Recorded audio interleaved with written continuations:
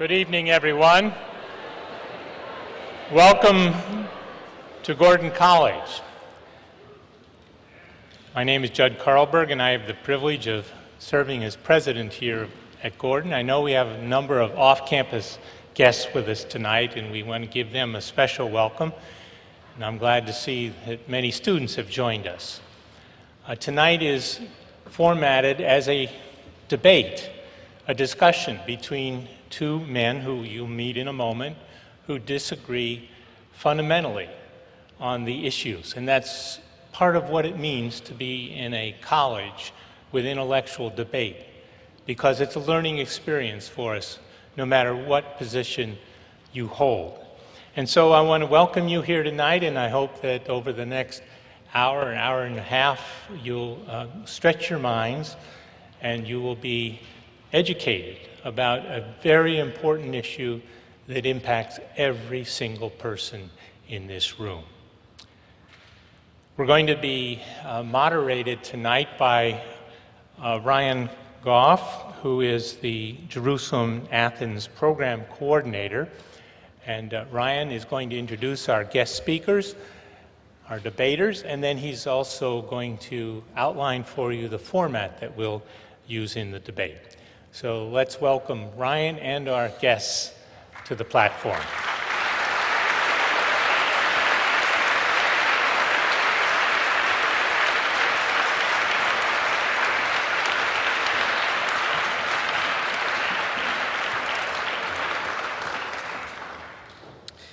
Thank you, President Carlberg.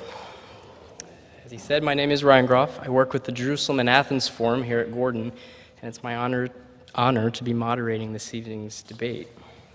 Tonight's event is part of Gordon's annual Faith-Seeking Understanding lecture series. The title Faith-Seeking Understanding is most clearly associated with the medieval theologian Anselm of Canterbury. It was chosen for it suggests our view here at Gordon that our faith should not be a matter of self-satisfied piety and isolation from the life of culture and intellect. Rather, we should be engaged in the great issues and ideas and debates of our day. Our topic this evening, Theodicy, God, and Suffering, will certainly be no exception. Before introducing our format and debaters, a brief word of thanks is in order to Mr. Dale and Sarah Ann Fowler. Their generosity helps the college flourish in so many ways, and we can thank them particularly for supporting this evening's debate. Please join me in expressing our appreciation to them.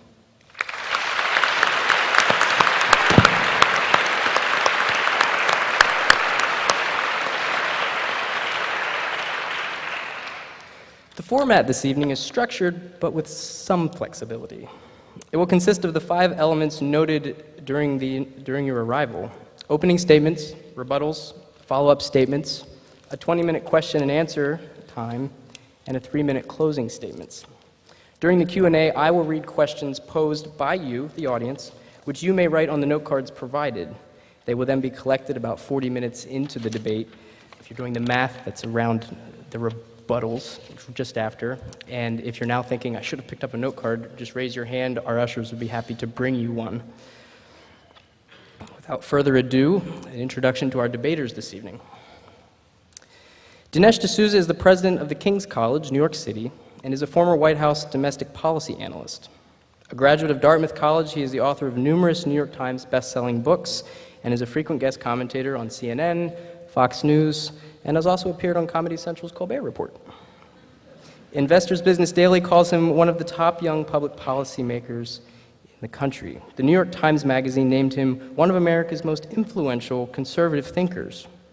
A policy analyst in the Reagan White House, D'Souza also served as John M. Olin Fellow at the American Enterprise Institute and the Robert and Karen Rishwain Fellow at the Hoover Institution at Stanford University. Please join me in welcoming Dinesh D'Souza.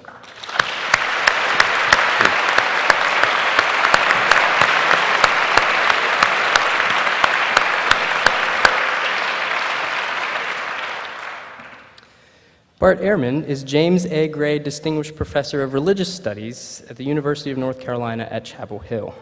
A graduate of Wheaton College, Illinois, Ehrman received his Master of Divinity and PhD from Princeton Theological Seminary. Since then, he has published extensively in the fields of New Testament and early Christianity, having written and edited numerous books, including multiple New York Times bestsellers, scholarly articles, and book reviews. Among his fields of scholarly expertise are the historical Jesus, the early Christian Apocrypha, the Apostolic Fathers, and the manuscript tradition of the New Testament. Like Dinesh, he has also been a guest on the Colbert Report. He is the recipient of numerous awards, including the 2009 J.W. Pope Spirit of Inquiry Teaching Award, the 1993 UNC Undergraduate Student Teaching Award, the 1994 Philip and Ruth Hedelman Prize for Artistic and Scholarly Achievement, and finally, the Bowman and Gordon Gray Award for Excellence in Teaching. Again, please join me in welcoming Bart Ehrman.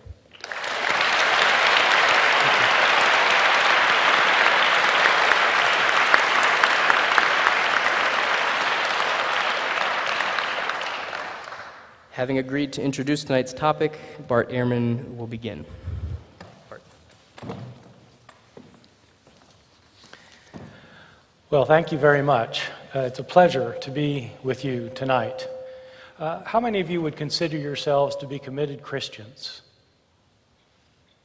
Okay. How many of you are pretty sure you're going to disagree with everything I say? Good.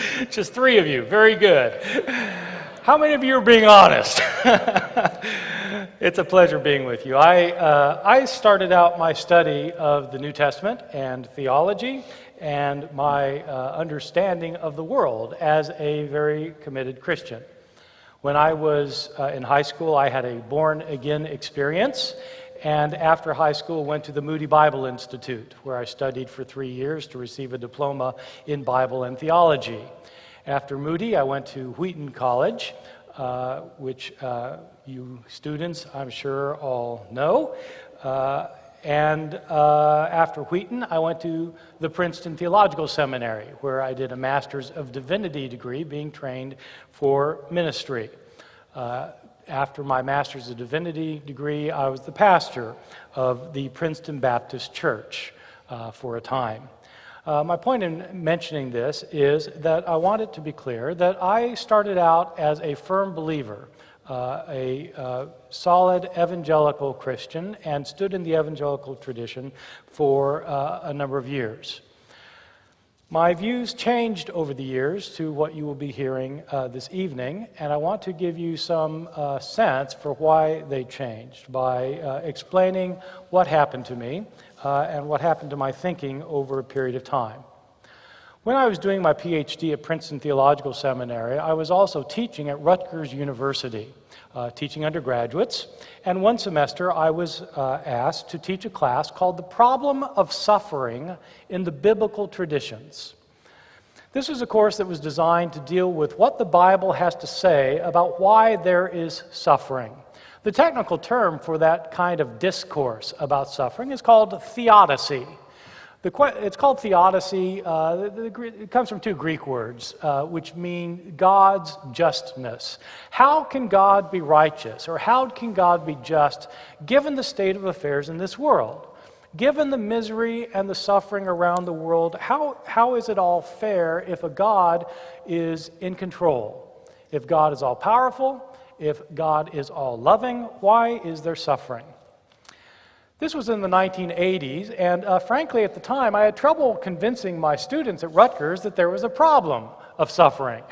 They tended to be middle-class students who were doing very well, thank you very much, and didn't realize, many of them, just how enormous the problem of suffering could be. This happened to be during one of the major Ethiopian famines, and so one of the things that I did was to bring in newspaper clippings and pictures from the newspaper of a woman who was starving to death, with a child at her breast who couldn't get any milk, who was also starving to death, and pointing this to my students and saying, this is a problem. How does one explain this if there is a God in charge of this world? Well, the class was not so much about the philosophical problems of suffering as about what the Bible has to say about it.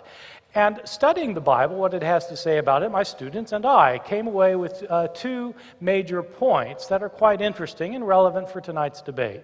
The first point is the Bible has a lot of things to say about suffering, but many of the things that different authors say about suffering in the Bible are at odds with one another. For example, in the Old Testament, The prophets, Amos, Hosea, Isaiah, page after page of the prophets proclaim that the reason God's people are suffering is because God is punishing them for their sins. They've done things wrong, and that's why God has brought so much misery upon them. Famine, drought, epidemics, military disaster. God is doing this to his people in order to get them to return to him. The book of Job disagrees with that point of view. According to the book of Job, people who do what God wants are the ones sometimes who suffer. It is the innocent who suffer. Whereas the prophets said if you would return to God and that the suffering then would be alleviated, Job indicates the people who turn to God, in fact, are the ones who experience the most misery. It is the innocent, not the guilty, who suffer, and God allows it even though he could stop it. The book of Daniel and the book of Revelation in the New Testament also disagree with the prophets. Daniel and Revelation indicate that it's not God who causes the problem of suffering, it's the forces of evil who cause suffering. And it's not against people who are guilty, as in the prophets, it's against people who are innocent. The book of Proverbs disagrees with all of the ones I've mentioned so far. In the book of Proverbs, it's neither God nor the forces of evil that are causing suffering. The universe, according to Proverbs, is set up in such a way that the righteous are rewarded and the sinners suffer. If you are righteous, according to Proverbs, you won't suffer. If you are sinful, you will. But that contradicts what Job had to say, that the innocent suffer. And Job is contradicted by what the prophets have to say, that God punishes only the guilty, and those who turn to God are rewarded. The first point that comes out by a study of suffering in the Bible is that the different biblical authors disagree with one another. There are discrepancies. The other point that came out in this class that I taught, that I realized, I think maybe for the first time in a big way while teaching this class, is that the Bible does not teach the point of view that many people hold today about why they're suffering. I would imagine that if we did a survey of all of you here tonight and asked you, why is there suffering? One of the principal reasons virtually everybody would say is it's because of free will. At Rutgers, I started calling this the robot explanation. I called it the robot explanation because that was the term everybody would use. It goes like this. If God had decided that we didn't have free will, we would all be programmed like robots. And we wouldn't be able to do anything we wanted to do. We would only do what we were programmed to do. But if we were programmed only to do good, of course there'd be no suffering because we wouldn't hurt one another. The fact that we have free will shows that we are not robots, and therefore we can do evil to one another. We can hurt one another. We can oppress one another. We can kill one another. This is, as I said, what I call the robot explanation, and the Bible actually does not have the robot explanation in it, in part because there are no robots in the Bible, but in part because the Bible has other explanations for why they're suffering, the ones that I've just given you a minute ago. There are, of course, hints in the Bible that people can do harm to other people. But as I studied the problem with this class at Rutgers, I came to realize that there are problems with this robot explanation. For one thing, it's an incomplete explanation that doesn't solve the problem of why they're suffering. You all will remember a tsunami that killed 300,000 people. Whose free will caused that? Or more recently, an earthquake in Haiti that killed 230,000 people. Whose free will caused that? The problem with the free will explanation is that it doesn't explain natural disasters. Moreover, I think the free will explanation is philosophically problematic for a reason that a lot of people haven't thought about. Most people I know who think that, who have the explanation that it's all because of free will, most people I know who advance that idea are themselves Christians. These are people who believe that when they die, they're going to go to heaven. They also believe that there will be no suffering in heaven. And so one might ask, will there be free will in heaven? If there's free will in heaven, but no suffering in heaven, That must mean that it is possible to have a world with free will, but without suffering. So why don't we have a world with free will without suffering? Well, it obviously wasn't set up that way, but it means that the free will explanation doesn't really explain the problem. Moreover, I should say that the free will explanation doesn't resolve what I would call the theological problem of suffering. The theological problem of suffering is very simple. If God is all-powerful, he can do anything that he wants.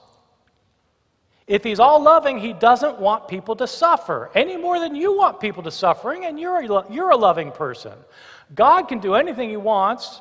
He doesn't want people to suffer, and yet people suffer. How does one explain that? Well, that's the problem of theodicy. Most Christians think that God intervenes in history, intervenes in our lives in order to deal with suffering. God intervenes in our lives in order to deal with suffering, so that when something goes wrong, we can pray about it and God will help resolve the problem. If that's the case, why doesn't God intervene more often? We all have experienced suffering in our lives, and we know of others who have. After I finished this class at Rutgers, I experienced a lot of suffering myself, as did other people. Cancer, taking away loved ones in the prime of life, teenage suicide, birth defects, failed marriages, a friend who escaped the killing fields of Cambodia, homelessness, poverty, starvation. We all know people who have had these problems. I kept reading about issues pertaining to suffering. The Holocaust, 6 million Jews murdered in cold blood. Genocides in Cambodia, Bosnia, Rwanda, Darfur. A flu epidemic in 1918 that killed 30 million people worldwide. The flu. World poverty and starvation. I came to a point where none of the biblical answers or traditional answers were satisfying to me. Most of the Bible has one thing in common. It believes in a God who intervenes in our world. That is the basis for the traditions in the Old Testament of God saving the children of Israel and making them his people. It's the basis for the belief in Jesus' cross and resurrection, that God intervened in our world for good. God's intervention is what's behind our idea that prayer works. But if God intervenes, why doesn't he? In our world, every 5 seconds, a child dies of starvation. Every 5 seconds. In our world, every minute, 25 people die from diseases from unclean water. Every hour, 300 people die of malaria. If God intervenes, why doesn't he intervene? The Holocaust, genocides, terrorist attacks, starvation, poverty, tsunamis, hurricanes, earthquakes. Eventually, the answers did not satisfy me, and I came to be unable to affirm the very basis of my Christian faith. I became an agnostic. I no longer believe in the God of the Bible. I do not believe in a good and all-powerful God who intervenes in this world. Let me stress that it's not my goal to make anyone else an agnostic, and it's not my goal to deconvert anyone from whatever their faith is. It's not my goal, it's not my desire at all. It is my goal to get people to think, and to be more tolerant of people who think differently from them. Many of you who are Christian would agree with the statement that God loves you and has a wonderful plan for your life. But does God love everyone and have a wonderful plan for their lives? Even for those who are starving to death, who are crushed with horrible diseases, who are crippled with pain, whose lives have been torn apart by the death of a loved one? Does God love the homeless, the hungry, the maimed, the murdered? Then why doesn't he do something about it? One viable response is to say that God wants us to do something about it. And I absolutely would agree with that, if I believed in God. that God wants us to do something about it. We should do something about suffering in our world. We should commit ourselves to doing something about our suffering in our world. We should work to alleviate the suffering in our world. Absolutely, yes. But that doesn't answer the theological question. Why doesn't God intervene? I can't believe in a God who intervenes in the world to make it a better place. If you do believe in such a God, you need to figure out how to reconcile your faith with the facts of reality. How do you make sense of this world of pain, misery, and suffering without coming away with a simple answer? A basic answer, a simple answer. How do you have something that matches the complexity of the suffering? This is the biggest question you will ever face as a Christian and even as a human being. Why is there pain and misery and suffering in the world? It's a question that we should all acknowledge.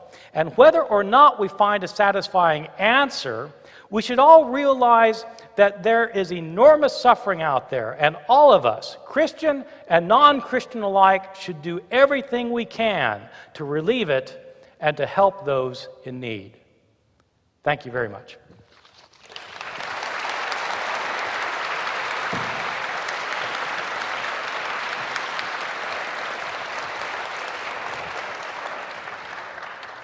Opening statement by Dinesh.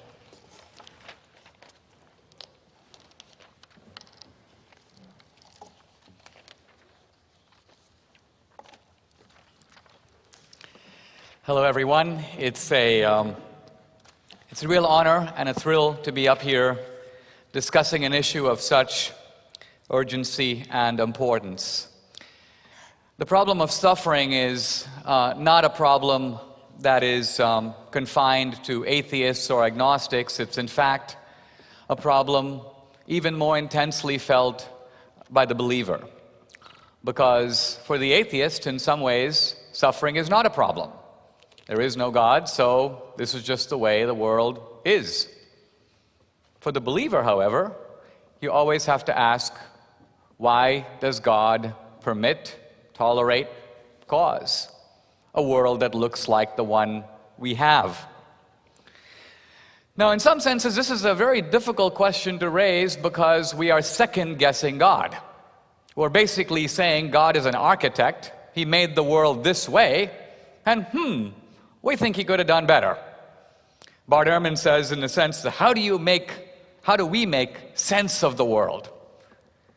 So the first problem we have, I think, as not just Christians, but as thinking people is,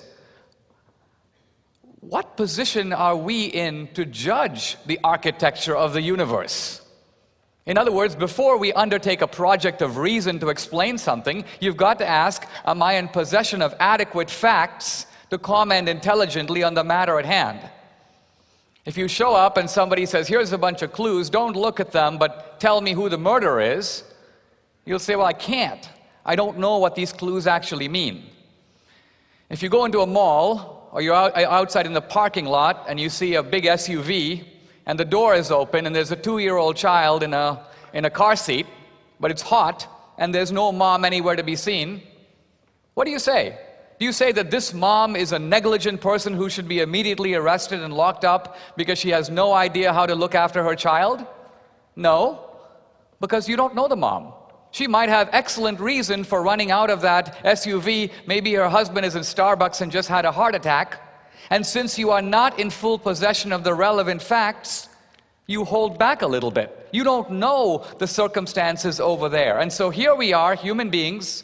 We are part of the universe, and we are second-guessing the blueprint of the entire universe. So my first question is, are we really in full possession of adequate facts to be able to say, we think God could have done better? That's the question that's worth thinking about. Does our human reason have that kind of a compass? Or are we rather more like the ant or the dog, which if given an algebra problem can use all its reason, but still wouldn't in fact solve the problem? Not because there isn't a solution, but because the abilities of the ant are not adequate to comprehend it, or not in possession of the adequate data to give an adequate answer. Now, when we think about evil, when we think about suffering, in some ways to me this is not a problem about the existence of God. You can say it's a problem about the character of God. In some ways, very often people say there's so much suffering in the world, therefore we are very doubtful that there is a God who exists, who would permit such a thing. But let's imagine, for instance, that I have a dad who's very powerful, who has near infinite resources. Let's say my dad is Bill Gates. And I consider him to be a very loving dad and a very powerful man, and I look to him whenever I'm in difficulty. And then I come across a really serious problem in my life, and I look to my father and say, "Help me," and he won't help. He isn't there. So what do I conclude? Do I say, well, my dad does not exist? No. I simply say, maybe my dad isn't quite the guy I thought he was. Maybe I need to reassess my relationship with my dad. Maybe my dad isn't the person I suspected him to be. In other words, I begin to reassess the character of my dad. I don't necessarily question his existence. Well, to me, one fascinating aspect of the book of Job is that there is no flinching from suffering. In Christianity, there is no flinching from suffering. There are other religions, Hinduism and so on, which define suffering as somehow illusory, Maya, but not in Christianity. There's looking suffering right in the face. And yet, interestingly, in the book of Job, while a lot of people speculate why is there suffering, it never occurs to anyone in the book to say that there's no God. It never occurs to Job to say God does not exist. That denial of God's existence is in some ways a modern phenomenon excavated out of contemporary suffering. Now, why is there suffering? Usually in thinking about this problem of suffering or problem of evil, we have to make a distinction between what can be called moral evil on the one hand and natural suffering on the other. So moral evil refers to bad things that are done by human beings. Moral agents do moral evil. And then, of course, there's natural suffering. I won't call it natural evil because there's nothing evil about a tsunami. A tsunami by itself isn't evil. Now, the wreckage it causes is terrible. But I'll call it natural suffering rather than natural evil because it's not performed by a human agent. So first we talk about moral evil. And in some senses, I think the defense raised by Bart Ehrman, which he didn't actually rebut, was that moral evil is comprehensible within the framework of free will. It is a fact that if you are going to have free will, you're going to have to choose between right and wrong, between good and evil. To remove free will is to remove that ability to choose. It isn't necessarily to make us robots, but it is in some sense to make us inhuman. In fact, what do we call people who don't have the ability to choose right from wrong? We call them psychopaths or sociopaths. They're people in a sense who are less than human because they don't have that ability to choose. So when people often say, and Bart had a litany of moral horrors from Rwanda to the Holocaust to the killing fields of Cambodia, did God do those things? No. Human beings did them. Don't blame God for the Holocaust. That was Hitler and the Nazis. Who did the killing fields of Cambodia? Well, that was the atheist Pol Pot and his Khmer Rouge regime, which in the aftermath of the Vietnam War, in 3 years wiped out some 2 million people. Rwanda, the Hutus, the Tutsis, tribal hatreds, human beings inflicting terrible things on each other. And that is, in a sense, the great burden of moral choice. If you do something terrible, it's going to hurt innocent people who had no say in the matter. It gives you the awesome burden or responsibility of free choice. I'll come back and talk about the issue of free will in heaven, but in general, the argument that moral evil can be explained as a result of God creating us in His image, which is to say free like Him, in some senses co-creators of circumstances in the universe, and that allows us to do some terrible things to each other. But then Bart rightly says that that's not the end of the story, because you do have terrible things that happen that human beings had nothing to do with. Tsunamis, hurricanes, natural suffering that seems to come out of, you might say, the laws of nature.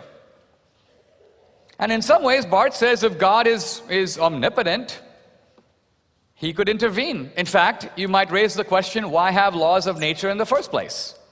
No laws of nature, no hurricanes, no tsunamis, no earthquakes. Why did God create a lawful universe?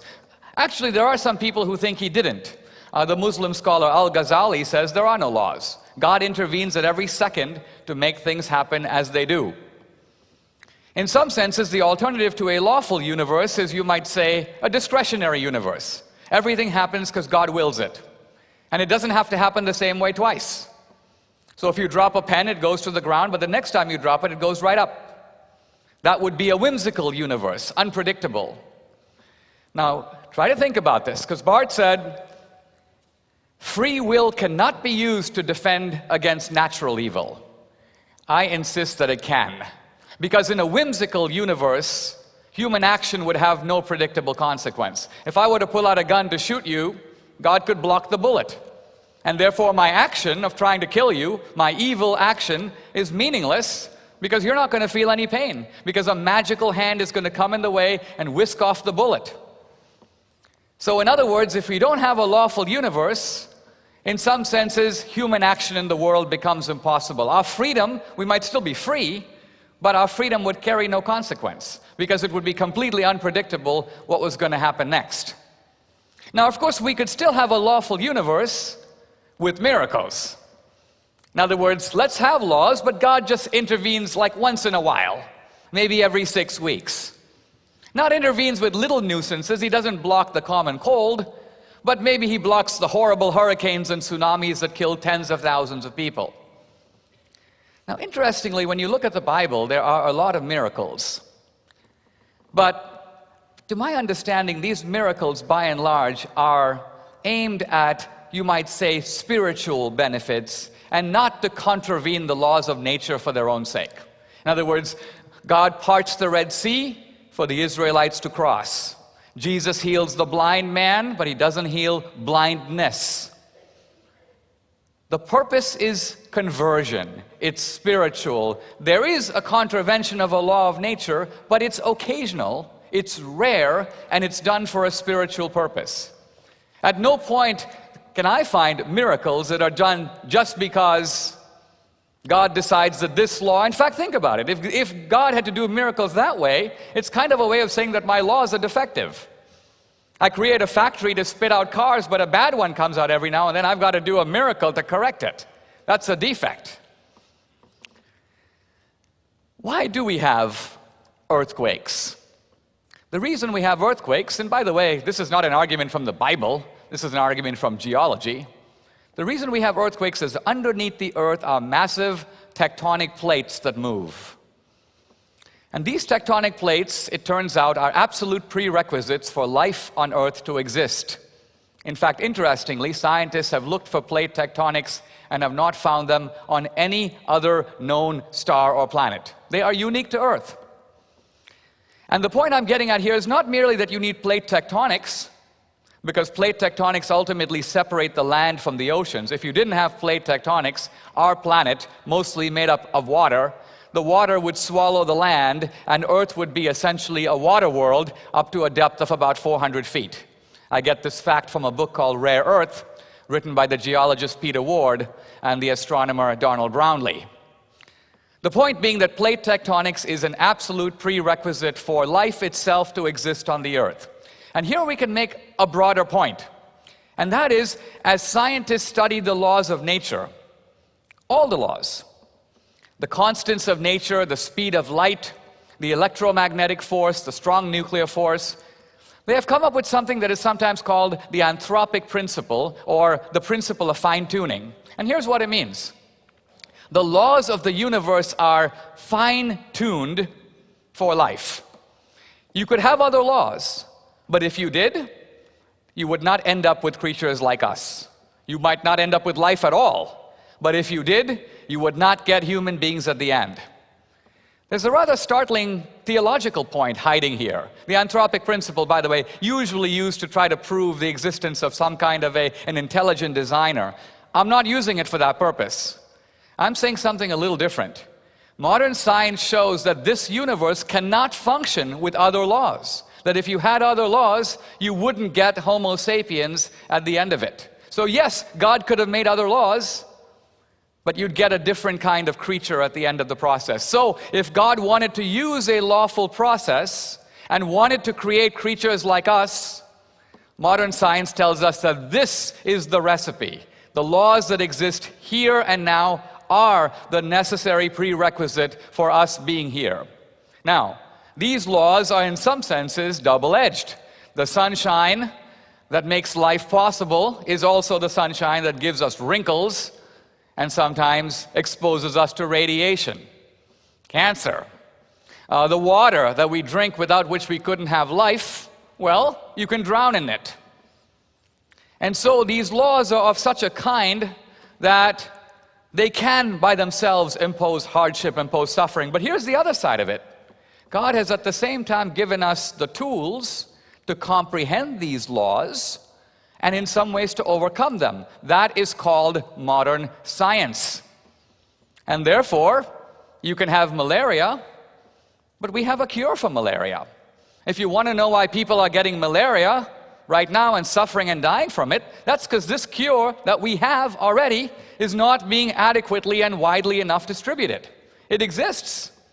The fault, in other words, here is not with a God who allows malaria, but with human beings who do not take the actions to, in a sense, achieve the kind of world that God made it possible for us to live in. Thank you very much.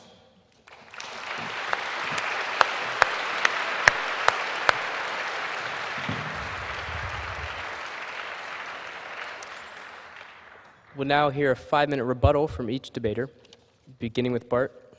Also a reminder, after the rebuttals, we'll collect your note cards, so be thinking of questions you might have for our speakers this evening. Well, I'd like to thank Dinesh for that very interesting and powerful statement. I wish my Rutgers students had been so smart.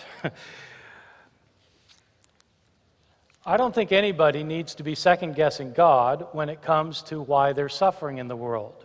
Asking why there is suffering is not second-guessing God. Presumably, everybody thinks that God gave human beings extraordinary intelligence. I'm simply asking that we use our intelligence to try to understand our world. It's not challenging God to ask why there is suffering in the world. Dinesh says, what position are we in to ask the question of suffering? Well, we're in the position of being intelligent people who have brains, and we should use them. The book of Job is probably the best known instance of somebody questioning why there is suffering. In the book of Job, Job wants to know why, since he is innocent, he's suffering, and he demands that God appear to him and tell him why he's suffering. God finally does appear to Job, but instead of answering Job's question to tell him why he's suffering, God says, "Who are you to ask me? I am almighty and you are a peon." God squashes Job under his mighty thumb, and Job writhes on the ground in dust and ashes and repents for even asking. Is that what we should do in the face of the big questions that we have to ask? Should we writhe on the ground and say, well, I'm not going to ask the question because it's too deep for me to understand? Should we admit that we can't know and so we're not going to ask?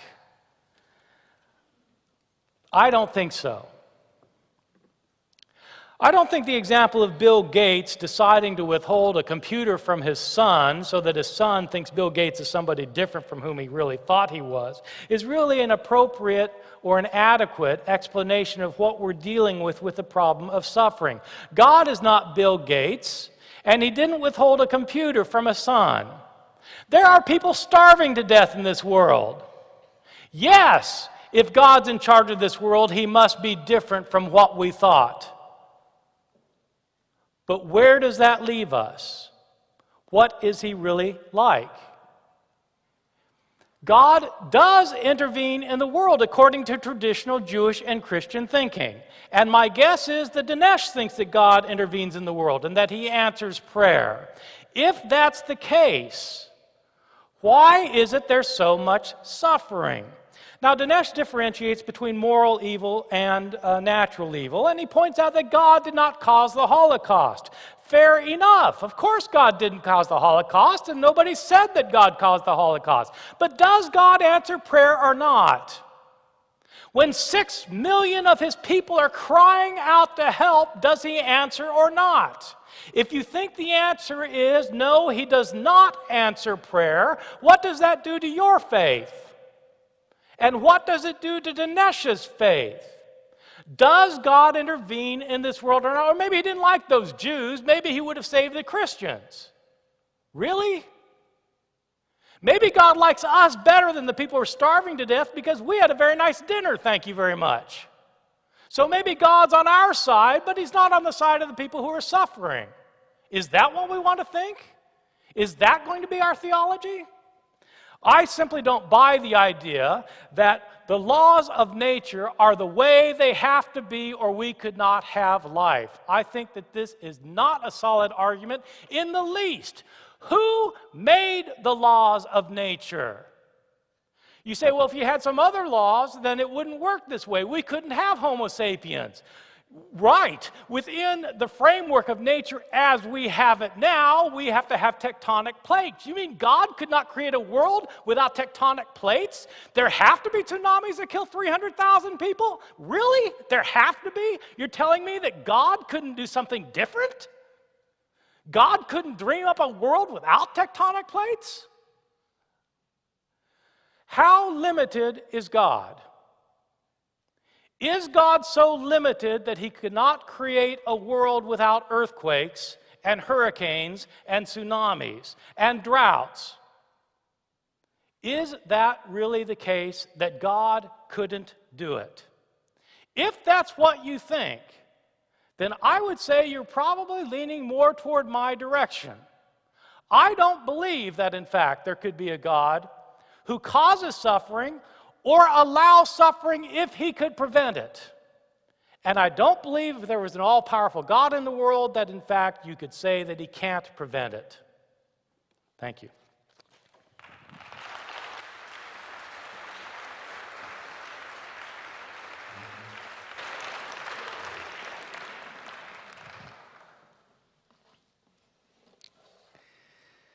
I want to thank Bart for a very powerful and passionate statement, which I think raises this debate to the next level. Because in some sense, what Bart is saying is, why this world? Couldn't there be another world, better than this one, in which you not only have human beings flawed as we are here, but a different set of laws? Now, interestingly, it is the Christian position that there is such a world. And the meaning of the fall is that there was such a world. I don't want to debate whether there was such a world historically or hypothetically, but let's zoom in for a moment into the Christian understanding of the fall. Here's why, by the way.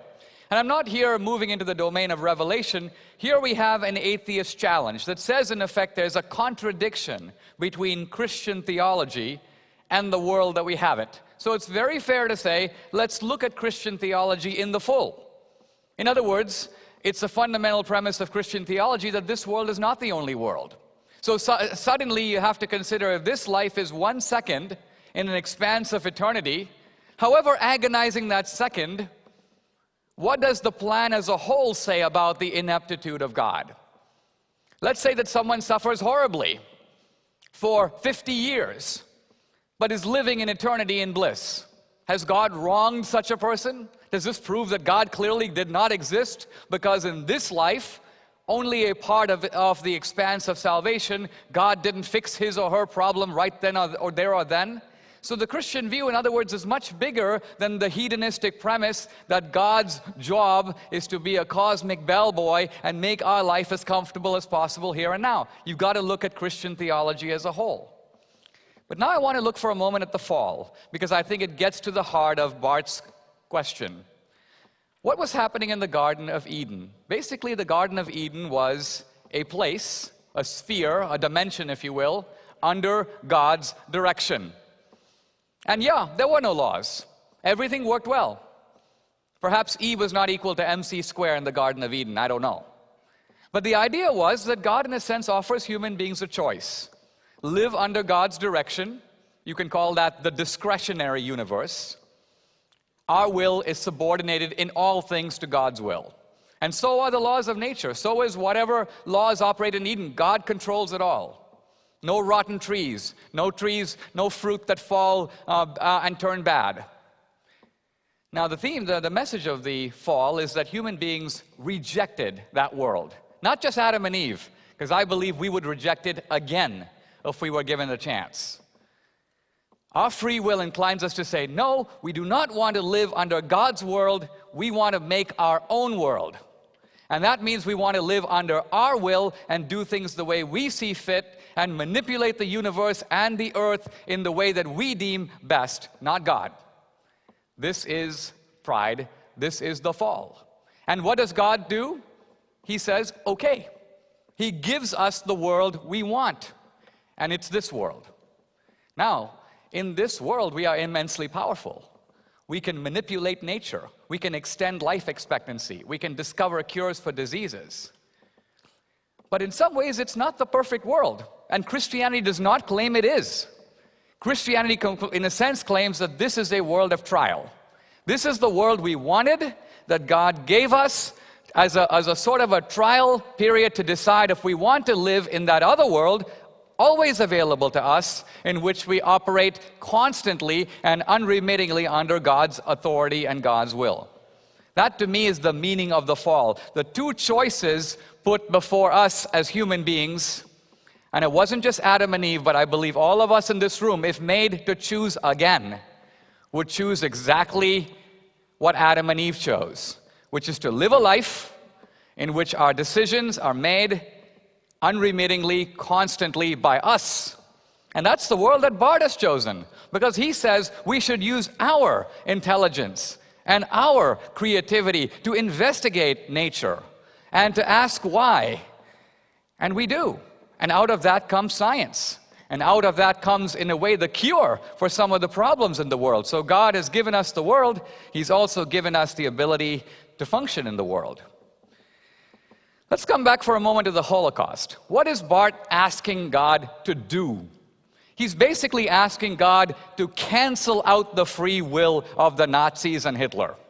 So the Nazis and Hitler say, into the concentration camp you go, but the Jews say, God help us. And God says, sorry Nazis, sorry Hitler, your gas isn't going to work. In the Jews will go, but they'll come out perfectly happy. Ultimately, the gas will have no effect. I would submit that, well, we might all say in one case God could do it. But then what about Cambodia? And what about Darfur? And what about if God intervened in every case to make this happen? What happens to our world in that case? Yes, free will is canceled out. Yes, evil loses all its meaning, but even more significant, so does good. There's no virtue possible in a world in which God is the great corrector. There are no sick people to be cared for because their sickness doesn't really matter. There are no hungry people to be fed because they aren't really hungry. They just look it. God's actually already solved the problem inside of them. So I would suggest that in a sense, Bart, for all his passion, hasn't thought it through. He hasn't really specified what is this alternative arrangement that he wants. What does he want God to do? And if God did that, what would the consequences be as they played themselves out? That is worth thinking about. Thank you.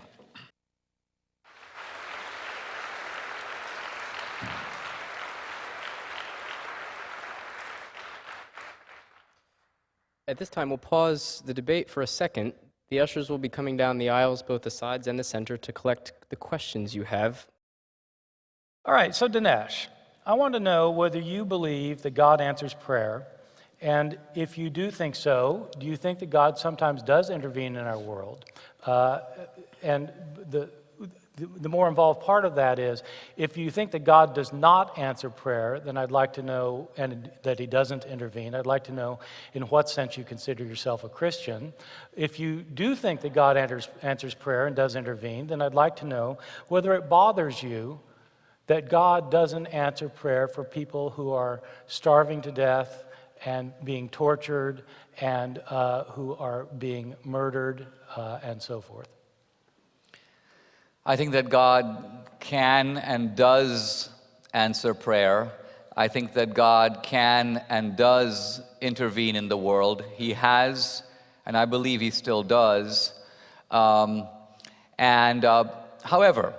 I see this intervention in the world as rare, as an expression of God's gratuitous love, and something that does not occur on a regular basis. In fact, if it did, there would be we could no longer speak of the lawfulness of nature. So a miracle, by definition, is a rare contravention of a natural law. But I do believe it does happen and has happened. Okay, for my turn. The problem of evil is often seen as a problem for the believer. I want to suggest it is a problem also for the unbeliever. Because if there is no God, is it not a fact that we are evolved primates, Darwinian creatures, if you will, in the world, struggling to survive and reproduce without an intelligent designer or a benign creator? Now, if that is the case, here's my question. Isn't it true that the magnitude of human evil defies Darwinian explanation? And what I mean by this is that there is evil in nature, but evil in nature seems very frugally confined to survival. A lion might eat an antelope. But have we ever met a lion that wants to abolish every antelope off the face of the earth? There's no lion Hitler, if you will. A lion will when hungry, kill, but human evil outstrips Darwinian necessity. You have people who want to wipe out entire tribes, and there's torture and cruelty that seems, again, to go far beyond the needs of survival and reproduction. So what is your explanation? If we are Darwinian primates, wherefore comes this kind of evil? What's its source? Yeah, that's a great question. I'm not sure I'm convinced that human evil far surpasses what you find in the animal kingdom. And I don't know what criteria one uses to establish what would be human evil that goes up to a certain level, but beyond that, well, there must be a God. That doesn't make sense to me. But I'm thinking about my cat right now. Now, my cat loves torture. When it gets a mouse, it doesn't kill the mouse because it's hungry. It tortures the mouse it'll torture for hours if I let it. This is something that simply happens in the animal kingdom. Hitler was an oversized mouse. I think that the Holocaust is, I think, more readily explicable if humans have no constraints on them from above than it is by assuming that there's a God who answers prayer. And so I don't see it as really a problem for, I mean, you keep referring to atheists, which I would consider myself to be an agnostic. I consider the enormity of evil in the world to be a much bigger problem for somebody who has faith in a God who created this world and is in some sense sovereign over this world and occasionally intervenes in this world. It's a much bigger problem for somebody of that sort than for somebody who simply says that it is, in fact, there's no divine person over this world in control of it, no loving creator who is in charge of it, that in fact we're just here by ourselves, and that's why there are tsunamis and earthquakes and hurricanes and holocausts. My turn.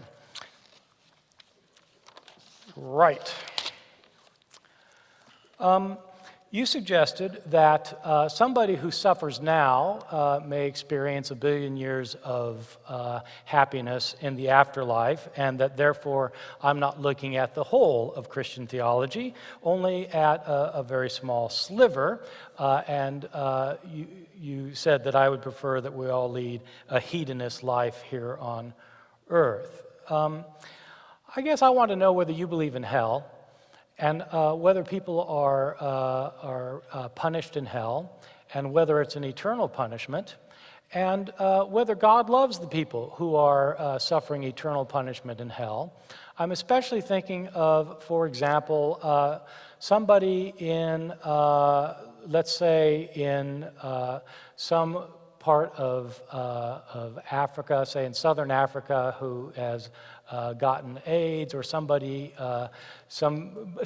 who is not a Christian, who has gone through horrible suffering here in this world and then dies and suffers torment for billions of years. So I want to know whether you believe that, and if so, how that relates to your understanding of God. Well, I'll answer the question. I want to address, before I do, very briefly, the example that you gave about the cat and the mouse, because I think it is in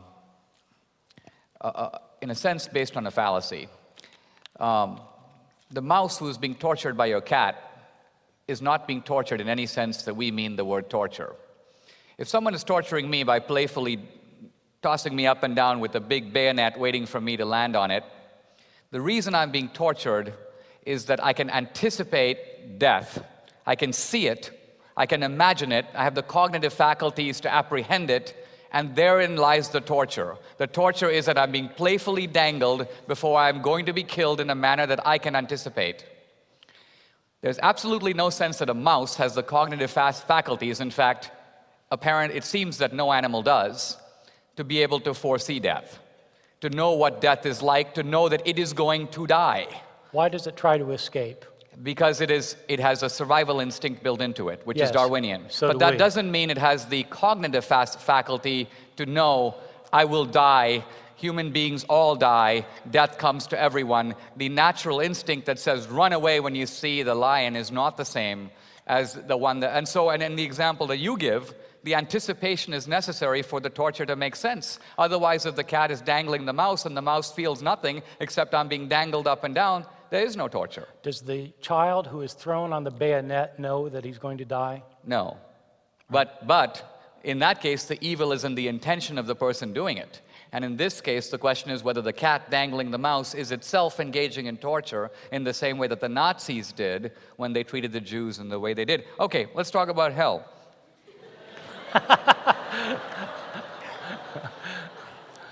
Having settled that one.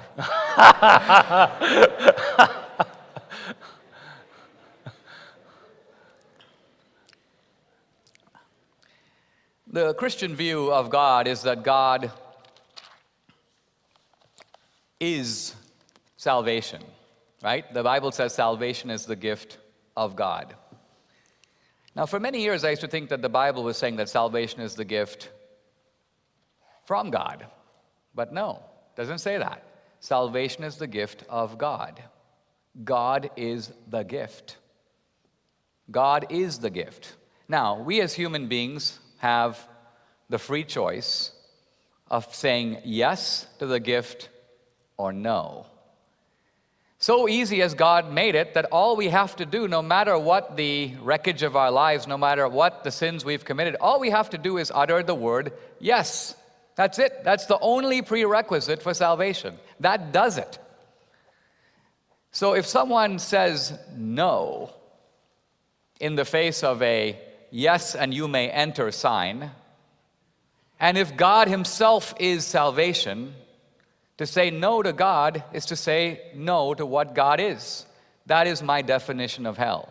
If God is goodness, purity, beauty, truth, and you say no to God, you are cutting yourself off voluntarily from those divine attributes by your own will. And what does God do? God merely acquiesces in your free choice. So, this is the simple paradigm. There are multiple tough cases. What about the Hindu who's lived a decent life and has never heard of Jesus Christ? I'm not addressing those cases. I noticed. But I'm not ducking them either. I'm not ducking them. And I'm happy to address the issue, because here I think we have a different question, which is, the Bible says clearly that Jesus is the only way to salvation, and I believe that. Some people interpret that to mean something else. All those who have not explicitly accepted Jesus go to hell. That is one possible interpretation of the other statement, but not the only one. And in fact, there are many Christians who do not interpret the first statement in the Bible to mean the second statement, which is an interpretation of the Bible. Therefore, if you were to ask me, what happens to the guy in Papua New Guinea who's never heard of God or never heard of Jesus? My answer is, I don't know. I leave that to God's infinite mercy and justice. But no, I'm not declaring that that guy goes to hell, because I'm not sure that Bible statement A leads to interpretation B. My turn. Do we have time? Okay. One last question. I'm sorry? Oh, I'm sorry. Oh, yes. yeah. One last question. It's all yours. Suffering ultimately is not an intellectual problem. It's an emotional problem. If you lose a child, you might wonder why, but really, your main concern is to alleviate the suffering. How do I feel better? How do I have this wound bandaged and overcome? So here's my question. Who has a better practical remedy for suffering? The Christian who can say this to someone, you've lost your son, but you have the hope of an afterlife in which you'll see him again, offering genuine consolation to a bereaved person in that circumstance.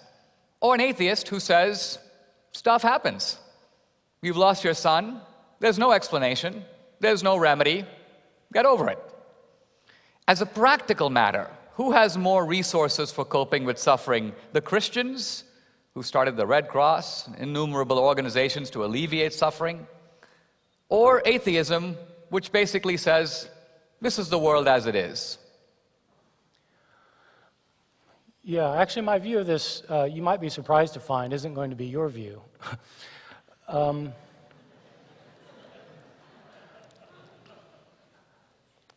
I think easy answers in the face of real suffering are cruel. I think when you have your son commit suicide, or your daughter get killed by a drunk driver, or your wife die because of an aneurysm, that the simple comfort of, don't worry, they're in heaven now, really doesn't go very far. I think it's a platitude that, in fact, I find offensive, because it doesn't take seriously the real nature of suffering. And I'm, frankly, throughout this entire debate, I've been puzzled a little bit by what seems to me almost an intellectualizing of the problem on your part, that you can kind of solve it by coming up with clever answers. And this just strikes me like a slogan. I think that the way you comfort somebody is you do what the friends of Job did when he was suffering. They didn't give him platitudes. They came up to him and they sat with him in silence for 3 days. You show your human support for a fellow human being. You put your arm around the person and you tell them that you feel for them and that you love them and that you're there for them. And in my opinion, that does a world more good than a platitude about the afterlife.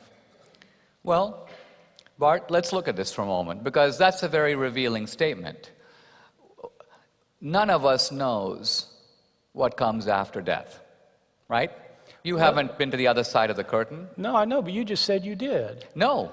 You No, said I didn't say I did. I said you are offering someone the earlier hope. you talked about people living forever in the afterlife, having suffered here, I and now said- you've I just said that this that person is is in heaven. I said it's a central proposition of Christian theology, which it is. And you agree with it, don't you? And I agree with it on the basis of revelation, but Well, I want okay. I want to come to your point. As a matter of reason, engaging you as an agnostic, right? Here we have death, it's the final wall or curtain. None of us have been to the other side, right? There is no other side. Well, there's something that comes after death, whether it's life after or nothing. But what my point is, we are not in a position to know.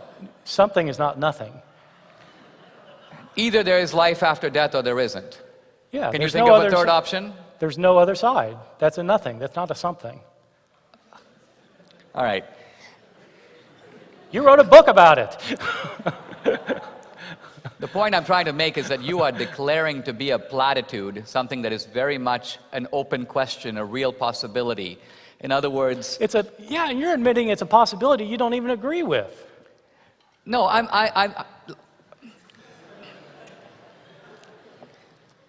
in a normal debate, if we were debating the existence of God, the burden of proof would be on me because I'm saying there's a God and I would need to prove it.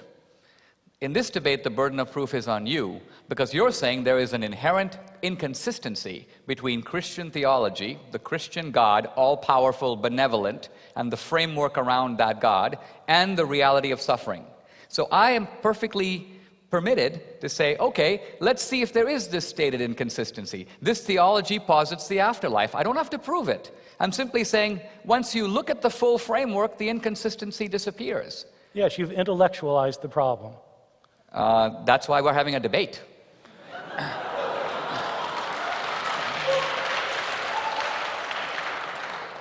But I don't mean to imply that suffering doesn't remain a deep problem or a deep mystery. The point I wanted to make about life after death is there is something in human nature that longs for life to go on. Cultures throughout history and all religions have posited the afterlife as an arena of cosmic justice. Now, they could be making it up, but they could also be right. So why would you dismiss a real possibility which gives real hope and real consolation as a platitude? Because it is a platitude. You're saying it's okay What's that the platitude? Is it a the statement platitude is that you have just told somebody whose daughter was killed in a car wreck that it's okay because she'll be in heaven now. I don't think I said it was okay. I said that despite the intensity of this suffering, This does not provide comfort. it has for millions of people through history. It's created enormous guilt as well. It's created terrible suffering from people who think that they shouldn't mourn somebody because, after all, it was God's will. It's created pain for people who feel that their mourning is inadequate because they should be actually mourning more. Most people feel like, if my child is in heaven, then it should be okay. Well, it's not okay. If I may. Our first question, which each of you will get 2 minutes to respond to each. We'll go in the same order. The first question has to deal with an extension of this discussion. So we'll deal with it in 2-minute responses. Very similar to what we've just been discussing. What do you do to help alleviate the suffering in our world? Bart, you first, and then Dinesh. This is asking what we personally do? Yes. Yes, okay, good, great. It's an interesting question because when I became an agnostic, I was afraid to become an agnostic in part because I thought that would really change my moral compass and that I would become what Dinesh is describing as a hedonist, and that it would since this life is all there is, all I would be interested in doing would be seeking out my own pleasure, because if there's no afterlife, why not? Let's party. It turns out it's not that way at all. I have found that, in fact, being an agnostic has made me more concerned for the welfare of my fellow men and women. That, in fact, I am more concerned about issues of justice in the world and oppression and poverty and homelessness and hunger. What do I personally do? I give away tons of money. I try to help people who are homeless and who are hungry, far more than I did when I was a committed Christian. That doesn't mean that every agnostic does, but I think that it's false to say that since Christians started the Red Cross, they're better than the atheists. One could point to all sorts of charities that are run by people who are not people of faith. Doctors Without Borders would be an excellent example. People who are agnostic or atheist are just as ethical as Christians, and they are just as concerned about issues of justice and poverty and oppression and hunger as Christians. And I think that, in fact, all of us, whether we happen to be Christian or not, should in fact ratchet it up a notch. Because I think, in fact, all of us can do more, and we don't need religious reasons to do it. I do think we can do more. We should do more. And there are atheists, and sometimes atheists are exemplary in their altruism, philanthropy, and so on. As a matter of data, or not to go by personal anecdote, but to look at facts, it is the case that there are important differences. There was a study recently published by the sociologist Arthur Brooks called Who Cares? And it looks in America at who are the people who do the most in terms of charity. Not just in terms of giving money, but volunteering time. And it divides America into 4 groups. The secular, the religious conservatives, the religious liberals, the secular conservatives, and the secular liberals. And it concludes at the end of the study that the group that does the most in America today are the religious conservatives. The group that does the second most are the religious liberals. The group that does the third most are the secular conservatives. And the group that does the least, which happens to be the group that has the most resources, are the secular liberals. So that, for example, a secular liberal in San Francisco making 3 times the income of a religious conservative in Tupelo, Mississippi, will give approximately the same amount in real dollars in charity. So obviously the religious conservative, having much less, is giving proportionately far more. Again, I don't want to make too much of this, but I do think it is a fact that the data seem to show that a belief in God and in Christianity does seem to motivate acts of altruism and sacrifice, and we do see those quite obviously in the world. Our next question is for Bart. Why do you call yourself agnostic, not atheist? Why, say it again? Why do you call yourself agnostic and not atheist? Yes, okay, so why agnostic and not atheist? I didn't know until I became an agnostic just how militant both atheists and agnostics really were. I always thought they were just kind of the same thing, but they're not. It turns out that atheists get really angry with agnostics who refuse to be atheists. The way I usually put it is that all atheists think that agnostics are simply wimpy atheists. They can't really fess up. And all agnostics think that atheists are just arrogant agnostics. The reason to be an agnostic, so in agnostics, an atheist, this is another problem. Everybody defines these terms differently, even atheists and agnostics. So let me tell you my definitions. My definition of an atheist is somebody who declares that there is no God, who just says they don't believe that there is a God, there is no God. An agnostic says, I don't know. Now, I don't believe in the God of the Bible. And so if that's the definition of an atheist, then I'm an atheist. I don't believe in the God who created the world, who called Israel to be his people, who gave Israel his law, who sent Jesus into the world to die for the sins of the world, who raised Jesus from the dead. I don't believe that God exists. Is there some other greater force in the universe? I don't know, and neither does anyone else. I think that at the end of the day, we're all agnostics, even the atheists. I think that the universe is such an amazing, awe-inspiring place that at the very least it demands some humility. And I think that the declaration that there can't be a God is anything but humility. And so that's why I continue to be an agnostic rather than an atheist. Thank you. First of all, the believer is much closer to the good agnostic as you describe him than you realize. Think about the connotations of the term believer. A believer is distinguished from a knower. If you know something, you wouldn't say you believe in it. You believe in something when you don't know for sure. I believe in the planet Uranus. I haven't been there, but I believe it's out there. I wouldn't say I believe in my brother, because I know the guy. So, knowledge is of a different status than belief. The reason we call ourselves believers is we don't know. In fact, that's why there's faith. Faith is the bridge between belief and knowledge. Now, I don't want to comment too much on Bart, because what I want to say is this, and this strikes me as sort of interesting about people who are on the rampage against belief. Bart's written a lot of books misquoting Jesus. He can't trust the Bible.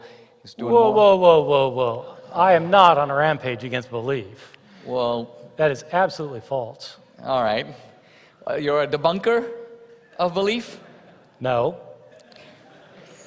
You are a questioner of belief? I'm a debunker of fundamentalism. Okay. Well, and you should be. But, because, well, that's a different issue. Well, Bart's debunking his old self, and maybe there's good reason to. All right. Point I want to make is this about agnostics, and that is, agnosticism really implies a sort of openness, perhaps even indifference, because if you really don't know, then what do? Generally, you ignore it. I don't know if there's life on other planets, but I don't go debating guys who think there is. I don't know if there are unicorns. I don't believe there are. But I haven't written any books called The Unicorn Delusion, The End of Unicorns, Unicorns Are Not Great. So, and Bart's not in the company of the new atheists, I have to say. But nevertheless, I do want to make the point that there is something about this new atheism, the aggression about it, and its obsession with God. One of my atheist debating partners, Christopher Hitchens, I think he probably thinks a lot more about God than a lot of lukewarm Christians. So there's an interesting thread that links belief and aggressive unbelief. Dinesh, the next question is for you. If we would all reject God's will and the fall, and if God is all-knowing, wasn't God's test a big joke? Because he created us knowing we'd fail.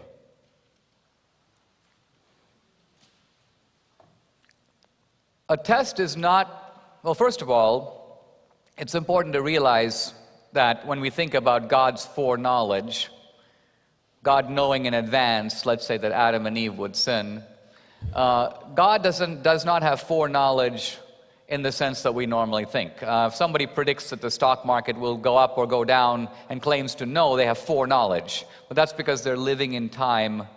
In the Christian view, God is outside of time. Time operates as a line. God's on this side of the line. He can see the past, the present, and the future. So God doesn't have foreknowledge. He just has knowledge. So your question has to be recast. Does knowing what someone will do in a given situation invalidate the free choice or the value of the person making their own decision? I might know, for example, that my 15-year-old daughter, I don't know for sure, but let's say I did, would become a doctor. And yet I tell her, Danielle, you go to school, look at what subjects interest you, and choose freely where you want to go. I happen to know what she's like. I happen to know her interests. Let's say I know for sure that she'll go to medical school. Nevertheless, my knowledge imposes no restrictions on her choice. She is completely free to go in any direction she wants. So God's knowing what man will do with free will in no way cancels out the value of that free will. I have no opinion on the subject. Bart, the next question is for you, actually. In your critique of the Bible, you did not address the most powerful answer to suffering, namely a God who lives and dies in this suffering world to rescue us. How do you respond to the answer of the cross? Yes, I think that is a powerful answer to suffering. I don't think it's a biblical answer. The cross is obviously biblical. In my book, I talk about the cross as in the context of understanding that suffering can be redemptive, and often in the Bible is redemptive, that there can be redemptive suffering. So there are a couple of kinds of redemptive suffering that I think all of us experience. I mean, sometimes something really bad happens to us that turns out for the good. And so often there's a silver lining. And so we all have instances in which something bad happened to us, and we're, 20 years later, we're really glad it happened to us because it changed our lives. In my case, when I got hepatitis when I was 16, I was not particularly happy about the situation, and I was laid up and was unable to do anything in the middle of the summer. And but what it ended up doing is making me starting to read books and to start focusing on the debate topic that was going to be that year's debate topic in high school.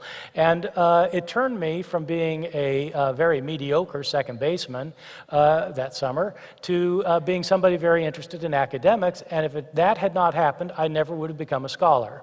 So there's a redemptive side to that suffering of hepatitis. Very minor incident, but there it is. There's other suffering, though, which is more than just a silver lining. Some redemptive suffering means that suffering actually produces an ultimate good. And this would be the Christian teaching of the cross, that the suffering of Jesus on the cross brought about salvation, and that salvation, therefore, requires suffering. I think a lot of agnostics have trouble with this understanding that God required his Son to die on a cross in order to bring salvation. Because for many unbelievers, it seems like God really didn't need a human sacrifice. If God wanted to forgive people, why didn't he just forgive people? Or in Dinesh's terms, if God just demanded a yes, why did he demand a blood sacrifice? A yes would have been sufficient, thank you very much. So it certainly is a teaching in the Bible that suffering brings redemption, but I think it's a point of view that outside of the Bible we don't have anymore. So it's interesting that people subscribe to this idea when it's in the Bible, but they don't think about it in their lives. We don't think that we have to sacrifice our children so that we'll have a happy life. So that's an interesting phenomenon. The particular question, though, is God suffering with us? And I would suggest that point of view is a modern theological point of view, which is a very powerful point of view, but it's not a point of view that the Bible advances. In the Bible, God does not suffer with us. I agree that is a modern reading. However, I want to say this about the issue of Christ's sacrifice and atonement. The important thing to realize about sin is that at a human level, it cannot be atoned for. Think about something that you've done that's really wrong. Let's say I commit adultery against my wife, or you do emotional harm to someone. How do you atone for that? You can say, well, you say you're sorry, but that doesn't remove the crime or the offense. You can say, I'll be nice to them from now on, but that's no atonement. You should be nice to them in the first place. How do you cancel out the bad thing that you've already done? You can't. You've done it. So how are sins to be atoned for by anyone? They can't be. What's done is done. So, if God is a God of justice, there needs to be atonement. And if we can't do it, there needs to be either damnation or somebody has to do it for us. That's the meaning of Christ's sacrifice. It's not a matter of suffering with us, which is a modern, and I agree, a little bit of a touchy-feely view of the matter. But removing the touchy-feeliness of it, there still has to be atonement. And without the atonement, the yes doesn't work. So it isn't just God saying, say yes. It is say yes to Christ's sacrifice, and then the pathway is clear. So there's nothing for us to do except to say yes, but that's because the atonement has been done by someone else. And that is, in a sense, by God himself. Our last question from the audience, this is to both of you. Bart, we'll start with your answer and then follow with Dinesh's. Without God's character as a basis for good, how do you measure evil? Without what? I'll read the question again. Without God's character as a basis for good, how do you measure evil? Without God's character for good, how do you measure evil? I think that it's a problematic statement to think that we know what is good because of God. Because where does one even start with that? Let me start with the Bible. This is from the book of Amos in the Old Testament, where we hear about the character of God. Amos chapter 3. I gave you empty stomachs in every city and lack of bread in every town, yet you didn't return to me, says the Lord. In other words, God made them hungry. He starved them. I withheld rain from you when the harvest was still 3 months away. I sent no rain on your town, yet you did not return to me. I sent plagues among you, as I did to Egypt. I killed your young men with the sword. This is God speaking. I filled your nostrils with the stench of your camps, yet you have not returned to me. I overthrew some of you as I overthrew Sodom and Gomorrah, yet you have not returned to me. God starves people, he creates drought, he creates military disaster, and he murders them so that they will turn back to him. How do we measure the goodness of God?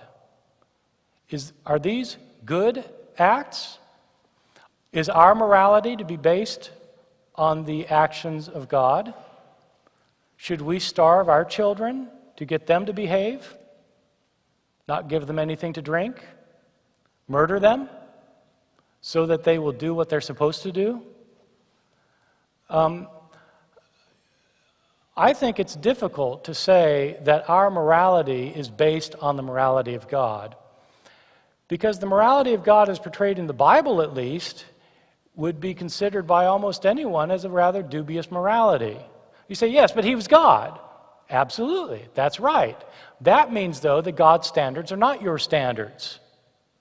So where do you get your moral standards from? Well, if it's from God, then you must be starving your children, according to Amos anyway. I would suggest we know what's good and evil because we know what's good for one another. I think Jesus is the one who had it right. You should love your neighbor as yourself. Jesus wasn't the first one to come up with this idea, or the idea that you should do unto others as you would have them do unto you. This is not distinctive to Jesus. This is a teaching found throughout the religions of the ancient world. You should do to one another as you should do to someone else what you want them to do to you. I think this can be a basis of morality. You treat people the way you want to be treated. You don't need God for that. I don't believe in God, and yet I try to follow this principle. It's a principle that people have dignity as human beings and should be treated as human beings. They should be treated the way we want to be treated. You do that, and you lead a good life, and I don't believe you need God for it.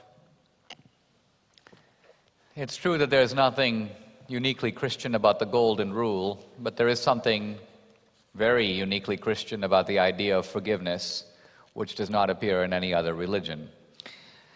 There is a saying in Christianity that the New Testament is in the Old, concealed, and the Old Testament is in the New, revealed.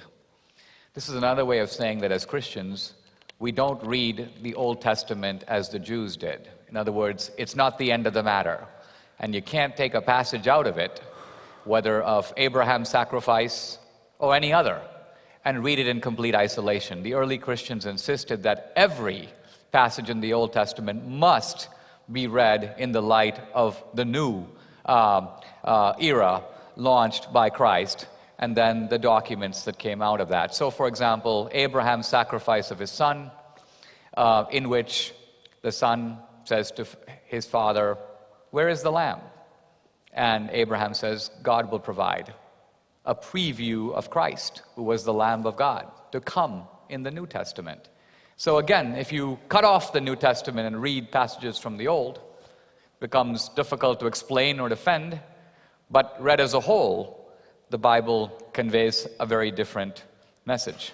Now, I want to make a final and important distinction here that gets lost. Nobody is claiming, I'm not, that morality requires the Bible or God for us to recognize it. It's not as if when I read the 10 Commandments, I said, thou shalt not kill. Wow, I had no idea. I thought killing was great. But now that I read it in the Bible, I got to stop doing it. I already knew it was wrong. I already knew stealing was wrong. I already knew I shouldn't covet my neighbor's wife or his goods. I knew all that stuff before I ever read the 10 Commandments. How did I know it? Because morality is built into human nature. It is what Adam Smith called the impartial spectator, the voice within. Of course the atheist has that voice. The atheist is human. He has a human nature. He has morality. There's a separate question. What is the source of the impartial spectator in human beings, believer and unbeliever alike? Where does that voice come from that not only has no Darwinian explanation, but often blocks Darwinian imperatives? I want to have sex with every beautiful woman, but this little voice in my head goes, don't do it. Stop. This voice, which seems to come almost from outside of me and yet speaks with unimpeachable authority, I don't have to obey it, but I can't avoid that authority. That voice may need to have some external and divine source. So two separate issues.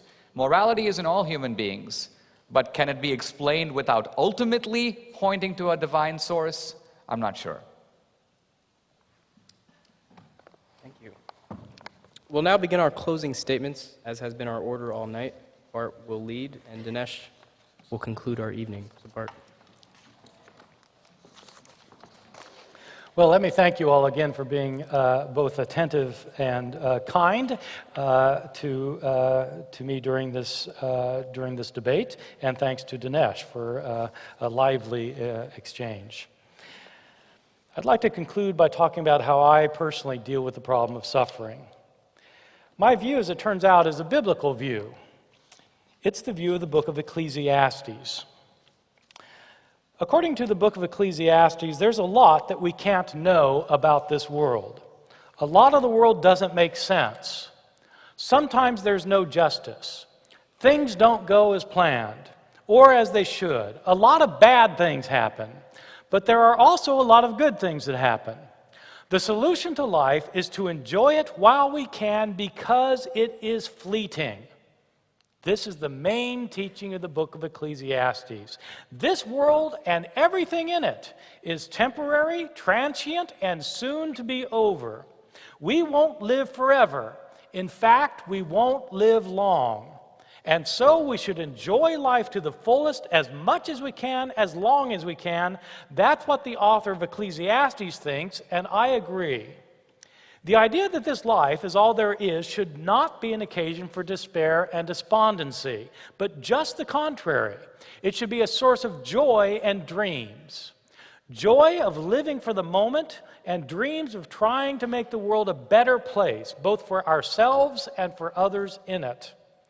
This means working to alleviate suffering and bringing hope to a world without hope. The reality is that we can do more in dealing with the problems people experience in our world.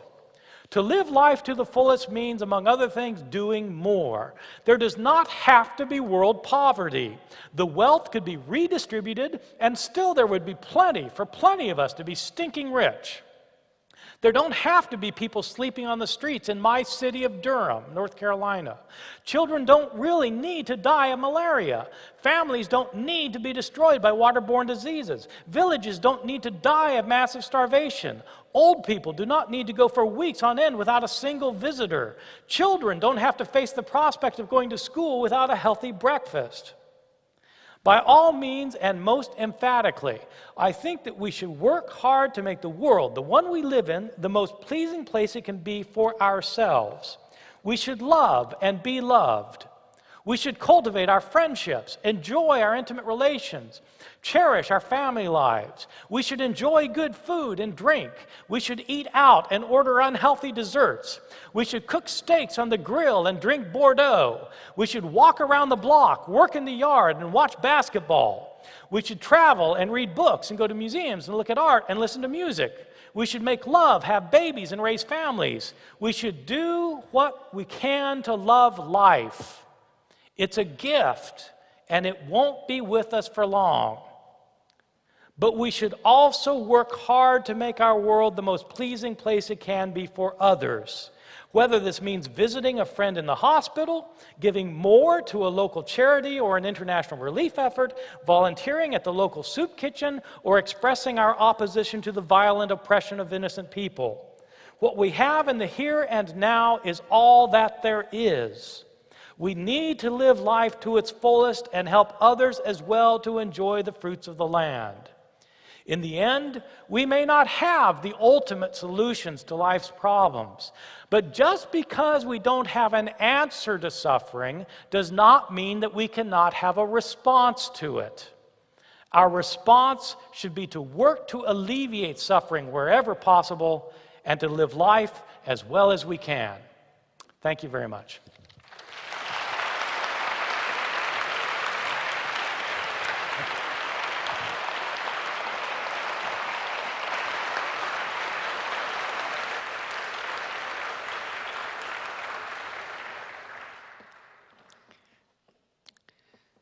I want to thank you for coming to this debate. I want to thank Bart for what has been really an interesting and spirited exchange. I think at the end of the day, of course we should enjoy life. Of course life is a gift. And in some senses, I think it's a gift we don't fully appreciate, because if we think about our lives, and this would apply not just to you and me, but all the guys I grew up with in India on the streets of Mumbai. When we look at our lives, we can always identify some bad things that happened to us. Bart's hepatitis, me standing at my father's grave. We remember these incidents and they bother us and we ask why. And yet at the same time, if we were to think not about our life, but about the last week or the last month or the last year, and someone said, "Can you list the good things that have happened in your life?" This list would be inexhaustibly long. It would overwhelm, if you will, for most of us, the hepatitis and the anguish of standing at my dad's grave. Now, life is short, and in its brevity, there is great value. God doesn't wrong us, by the way, with death. And God has given to different creatures different lifespans. To the elephant, 150 years, to the dog, 20, to the fly, a few days. Is God being unjust to the fly? No, because the fly is still ahead of the game. When we look at our life, even people who have suffered a lot rarely commit suicide. Even amputees and people in wheelchairs hang on to life. Even people at the very old cling to life. Why? Because by their own computation and by their own balance sheet, the plus side is greater than the minus side. Even by their calculus, it's better. Bart ultimately has the burden of proof in this argument because he's saying that the existence of suffering and its magnitude, in some senses, makes incoherent or makes implausible the existence of God. His method of proof has been to look at the answers to suffering given in the Bible, the arguments that he claims doesn't work. I want to suggest that this argument is a little bit of a non-starter for me because the Bible does not contain any arguments at all on any subject. The Bible doesn't try to prove why there's suffering or why there isn't. The Bible doesn't try to prove there's a God. The Bible simply declares it. The Bible doesn't try to prove that Jesus is the Son of God. It merely asserts it. The Bible is not a book of proof. It is a book of revelation. It says, this is the way things are. So for Bart to look to the Bible and say, I don't find the answer, I'm looking for why, and the Bible doesn't say why, is in some senses, I think, to be looking in the wrong place or to be reading the Bible in the wrong way. Philosophically, suffering is a problem. As preachers who ask why, we're going to be asking why. And we don't always know the answer, but the reason that Job submits to God is not that God overpowers him. Ultimately, Job just wants to know that there's a smarter guy than him who's in charge. And when God shows up and says to Job, did you make the universe?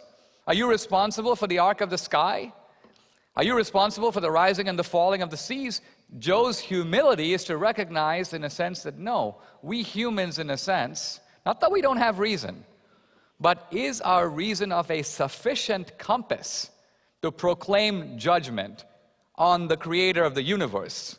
Sort of like saying, is Hamlet in a position to dispute William Shakespeare?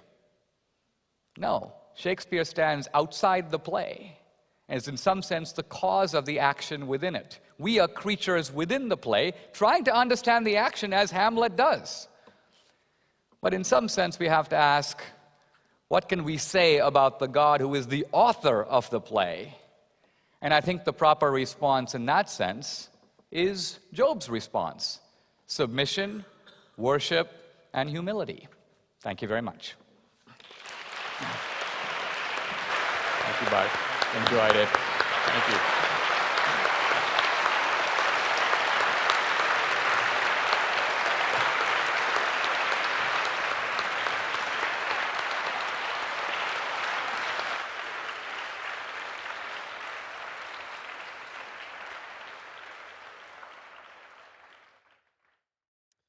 I'd like to thank you again for joining us.